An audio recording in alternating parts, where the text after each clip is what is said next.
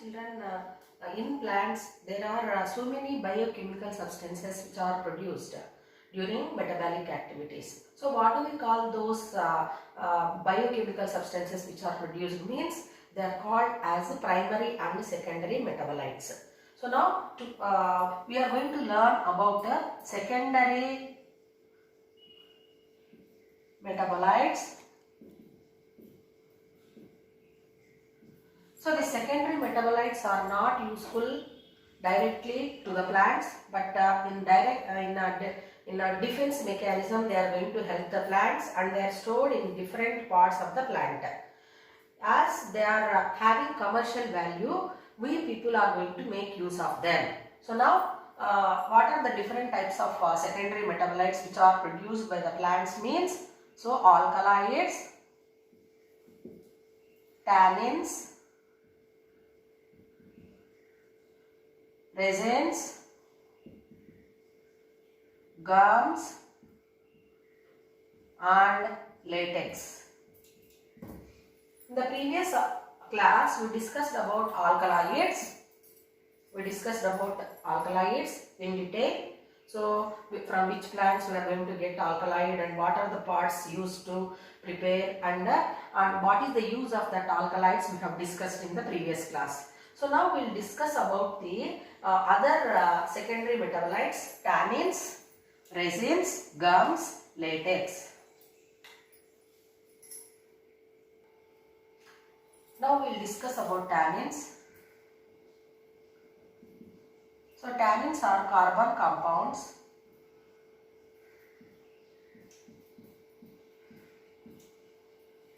stored in different parts of the plant, and they are deep brown in color.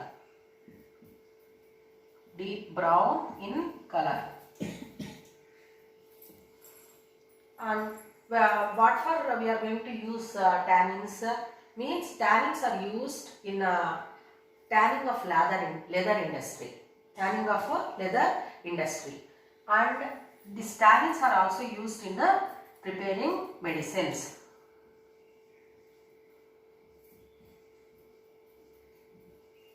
Tanning of leather and in the medicines.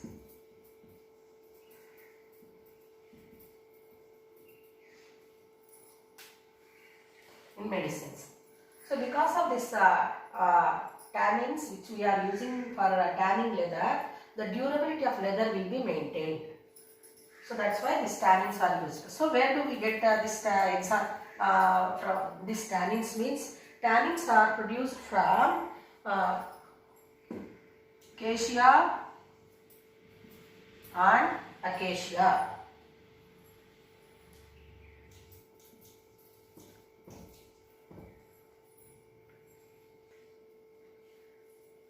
Now we will discuss about resins.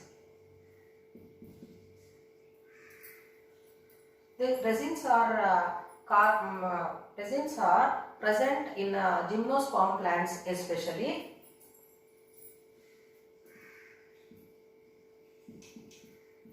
Gymnosperm plants. So what is that meaning of gymnosperm? So the plants, they have fruits and naked seeds are present. So such type of plants we call them as gymnosperms, and they are present in specialized cells called resin passages. So in gymnosperm plants, in resin passages, the resins are present, and what for they are going to be used? They are used in binding, for binding purpose, and they are used in varnishes. So varnishes means we know that we are going to have colors like paintings and all. So in that these resins are used. So examples for gymnosperm plants are cycas, especially pinus. So this from these pinus plants we get the resins. Now we'll know about gums. When a plant is cut, we can observe a sticky substance whichever is oozing out from the cut portions of the plants. So what do we call that? Means it is said to be gum. So the gum is going to absorb water and swells in that particular part of the plant, and it helps in healing of the wounded parts of the plant.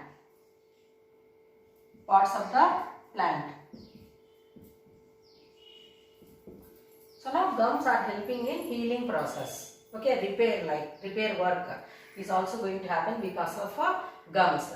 So gums are produced from plants like acacia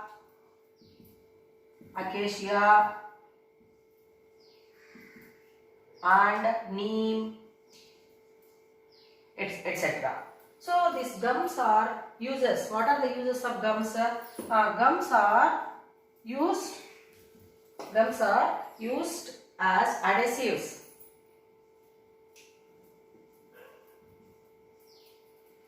Adhesive and in binding materials.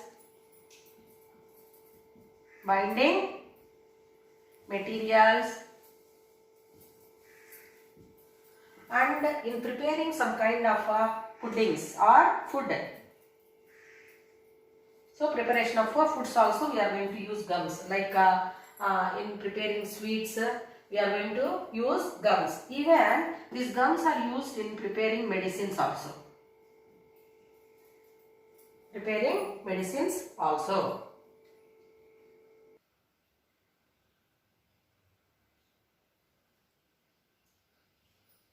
You can observe here white sticky substance which is secreted. So it is a Nandivardhanam plant, flowering plant, and you can see here latex, that white sticky substance which is produced.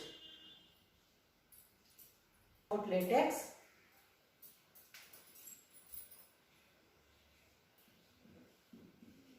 So it is a Nandivardhanam plant, flowering plant. So if we pluck out the plant portions, we can see white sticky substance whichever is secreted from this plant. So that is latex. See children, please. Nandivardhanam plant is not.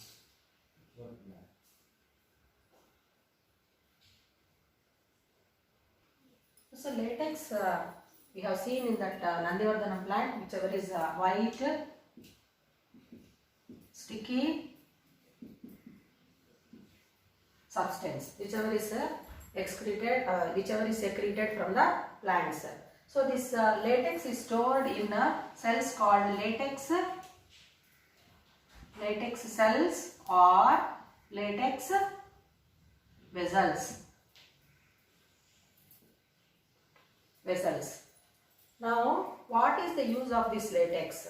So now this latex which is produced from rubber plant,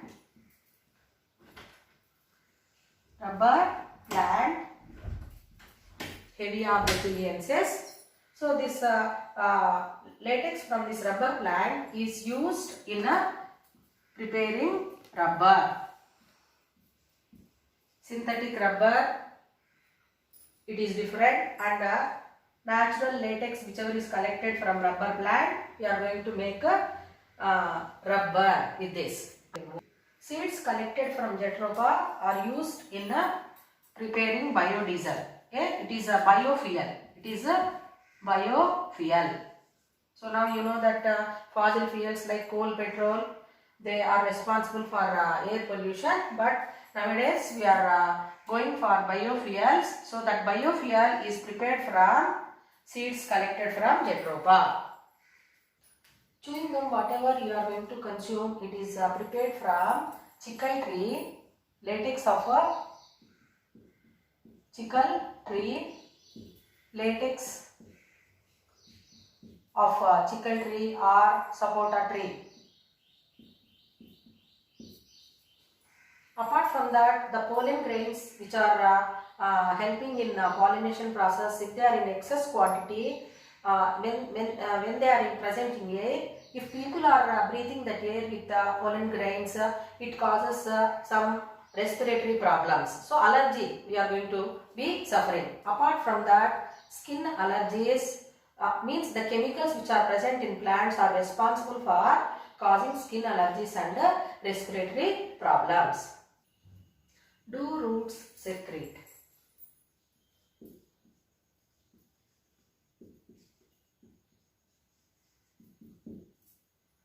A botanist, Brugman, proved that roots are secreting some kind of chemicals. So now we know the function of roots. Roots help in absorbing water and mineral salts from the soil.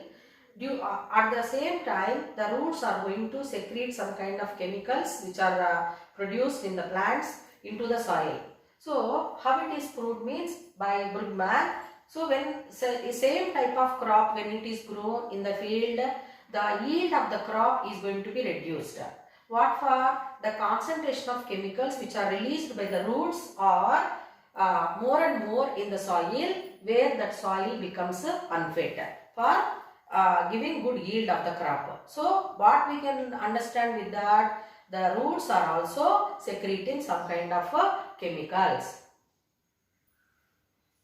Excretion and secretion both are helping in movement of materials only. And these two, if we observe, looking alike, same, but some differences are there here. Okay, so what are the differences? Removal of unwanted materials out of the cells from the body. So that process we call it as a excretion. Movement of materials from one point to other point in the body. Maybe in plant or animal. So like hormones, they are going to be produced in one part and they are going to be transported to other part, like that. So that one secretion. So it is passive process. Excretion is a passive process, whereas secretion is said to be active process and not useful for body.